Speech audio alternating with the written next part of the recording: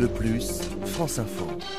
Et dans le plus, une question ce matin, les mouvements anti-avortement sont-ils en train de reprendre de la vigueur en France? Ces mouvements, Franck, ces mouvements anti-avortement, on les connaît depuis des décennies en France, se sentent-ils plus forts aujourd'hui? Oui, eux se sentent plus forts, le planning familial les sent aussi un peu plus forts, et c'est bien le seul point commun d'ailleurs entre les antis et le planning, des antis qui se sentent moins marginaux qu'il y a 10 ou 15 ans.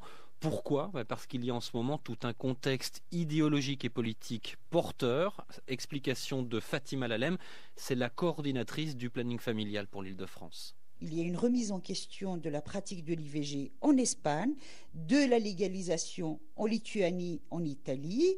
Il y a une demande qui a été faite d'un moratoire sur l'avortement dans le monde entier et qui est appuyée par le Vatican. Alors voilà pour le contexte, il faut y ajouter la récente décision de la Cour de cassation qui a son importance. Alors voilà, le même jour, la Cour de cassation, le 6 février, a rendu 3 décisions en fait, qui disent toutes la même chose, qui disent qu'un fœtus né sans vie peut être déclaré à l'état civil. Alors pour le planning familial, ces décisions sont un glissement vers la reconnaissance du statut de personne à l'embryon, et si un jour on reconnaît que l'embryon est une personne à part entière, alors l'avortement sera un assassinat. Voilà pourquoi les anti-avortements sont eux très contents de cette décision, ils l'ont saluée en y voyant un premier pas. Donc il y a ces décisions, plus ce qui se passe ailleurs un petit peu partout en Europe, avec notamment cette demande de moratoire portée par l'Italie. Tout ça égale ce qu'un policier spécialisé appelle un contexte porteur pour les anti-IVG aujourd'hui. Alors le profil de ces militants anti-IVG, quel est-il ? Ce ne sont plus seulement des cathos traditionnalistes d'extrême droite.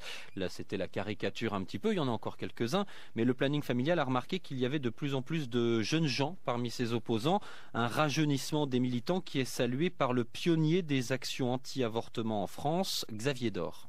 On distribue des tracts dans la rue, près des collèges, des lycées, tout ça. On fait ça depuis une quinzaine d'années. Et il y avait parfois de fortes oppositions, parfois ça chauffait, ils appelaient la police, tout ça. Et bien maintenant, je dois dire, c'est mieux accepté. Si je vous montrais certaines lettres. Alors, je m'appelle Olga, j'ai 13 ans, j'approuve à 100%, à 200% ce que vous faites. On ne peut pas tuer nos enfants. Et alors, on leur envoie des autocollants, et puis elles nous en redemandent. Enfin, alors, ils sont nos petits propagandistes à l'intérieur même du lycée. Alors ça, nous sommes très heureux de ça. Très heureux. C'était l'enquête de Franck Cogna.